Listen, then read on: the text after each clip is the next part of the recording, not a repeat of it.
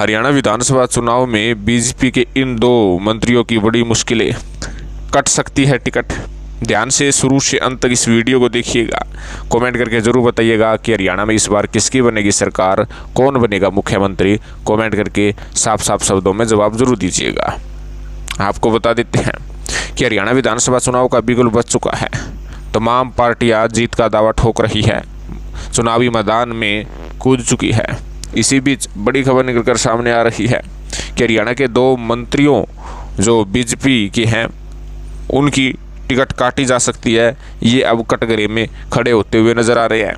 उनमें सबसे पहला नाम है, रानिया से निर्दलीय विधायक बने थे रणजीत चौटाला जी। आपको बता दें कि रणजीत चौटाला निर्दलीय विधायक बने थे और लोकसभा चुनाव से पहले बीजेपी में शामिल हुए थे। हिसार लोकसभा सीट से चुनाव लड़े थे लेकिन चुनाव हार गए थे। लेकिन अब भी वे विधानसभा से रिजाइन देने के बाद भी जो है मंत्री बने हुए हैं।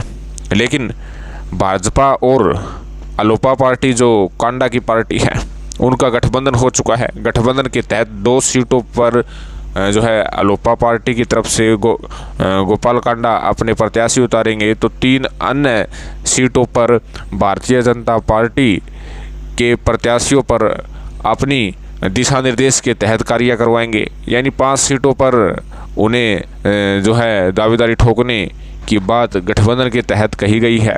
बताया जा रहा है कि 2019 में रानिया से गोपाल कांडा के भाई गोविंद कांडा ने चुनाव लड़ा था, हार का सामना करना पड़ा था। और गोविंद कांडा ने फिर ऐलनाबाद उपचुनाव में भी बीजेपी में शामिल होकर चुनाव लड़ा, लेकिन वहां पर भी उन्हें हार का सामना करना पड़ा। गोपाल कांडा चाह रहे हैं कि उनके भाई अब की बार रानिया से ही चुनाव लड़े ताकि अच्छा परफॉर्मेंस कर सके। और जो 2019 में जो बात नहीं बनी थी वो अब की बार बात बन जाए, क्योंकि बीजेपी के साथ उनका गठबंधन है, तो गठबंधन के तहत बीजेपी का वोट बैंक भी उनके पास आ जाएगा।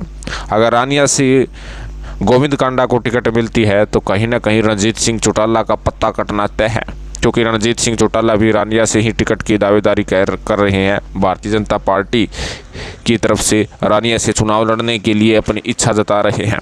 कहीं ना कहीं रानिया सीट पर गोपाल कांडा की नज़र बनी हुई है, जिसके कारण हो सकता है कि रणजीत सिंह चौटाला की यहाँ से भारतीय जनता पार्टी की तरफ से जो है टिकट काटी जा सके। फिर है दूसरे मंत्री की बारी।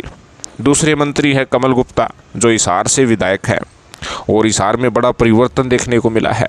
आपको बताया कि जिंदल फैमिली अब भारतीय जनता पार्टी में आ चुकी है, कांग्रेस को छोड़ चुकी है और यहाँ से सावित्री जिंदल अब की बार जो है विधानसभा चुनाव लड़ने का दावा ठोक रही है। और उसके साथ साथ गौतम सरदाना, तरुण जैन, प्रवीण पोपली समेत काफ़ी जो है नेता हैं जो अब की बार हिसार विधानसभा चुनाव से भारतीय जनता पार्टी की तरफ से टिकट की दावेदारी कर रही है।